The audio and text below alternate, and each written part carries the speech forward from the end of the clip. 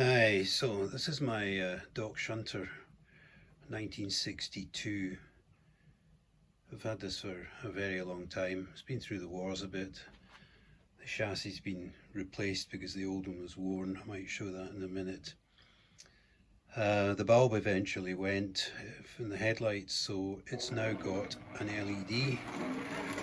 But whilst I've got a blocking diode in, to protect the LED along with a VDR, which I'll come to in a moment. It's fine running forwards. Arguably the light is probably too bright, but when you go into reverse, back EMF is making the headlight flicker. So I'm going to try and do something to sort that out.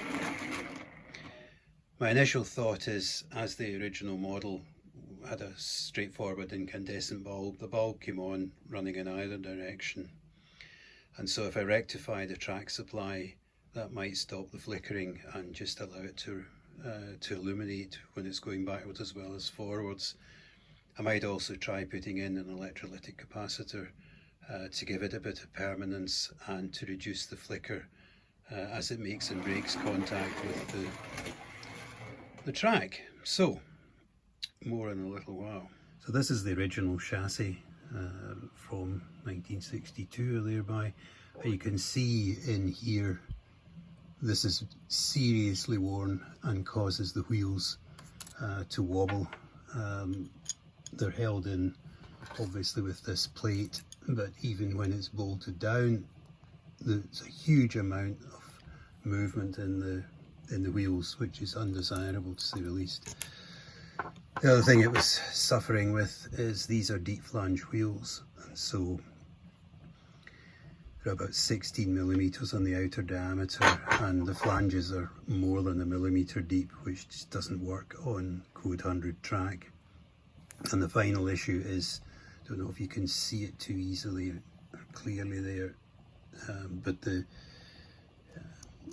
gear is dipped or bowed, I don't know what you want to call it. Basically it's worn because the worm has been used on it so much, and combination of the slackness in the chassis and that bowing meant that the worm and the gear were not engaging properly, and from time to time the motor would just turn but the locomotive wouldn't move.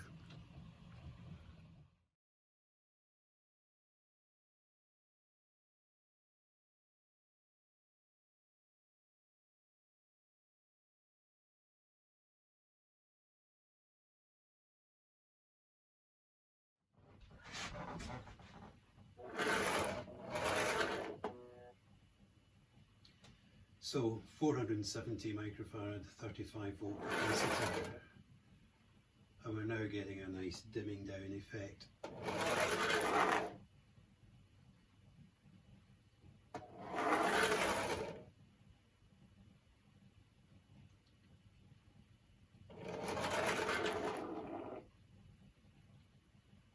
I could look at putting a resistor in advance of the capacitor, which would possibly then give a slight ramp up, possibly not worth it. I'll have a quick look. I'm also thinking that the LED is still a bit bright, so I think I'll increase the resistor value.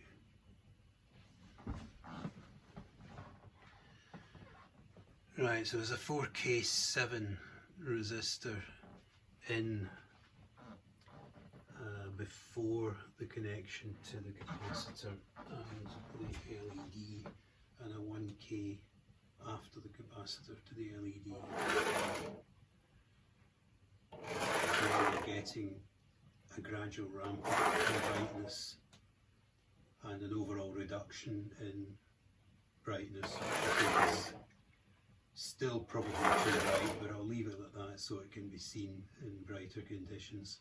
Yeah, I think I'm happy with that, so we'll just adopt that and wire it up in such a form that the LED will fit through the front hole in the cover, and the cover will fit on the locomotive.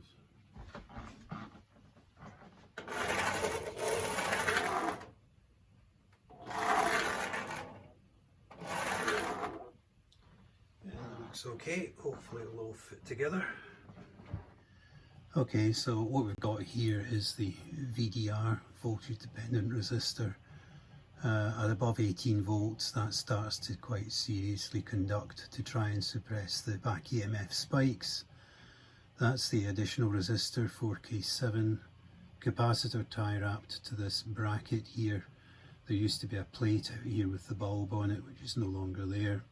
That's 470 microfarads and it's a 25 volt, which should be well safe, and that's the LED with the further 1K resistor in it.